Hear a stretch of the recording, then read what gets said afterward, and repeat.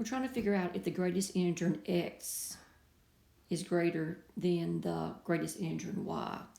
So I wrote these out. Just think of it as I've written mine in consecutive order, and I'm trying to figure out if this larger number here is bigger than that larger number there. All right, clue 1 talks about what x is a set of 5 consecutive odd integers, each less than 20. So it could be any of these numbers, 5 of them. But it doesn't tell me anything about y, so that doesn't work. And clue 2 says y is a set of 3 consecutive even integers, each less than 15. So you choose 3 of here. But once again, clue 2 only tells me about y. I don't know anything about x. So 1 and 2, they do not work independently. So now I put them both together.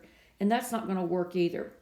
Because if I chose, let me see, 15, 17, 19, 13, 11 out of clue 1.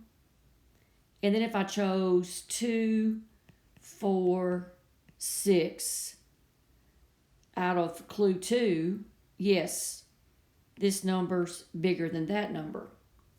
But on the other hand, if I chose 1, 3, 5, 7, 9, and I chose 10, 12, 14 out of 2, this number is not bigger than that number.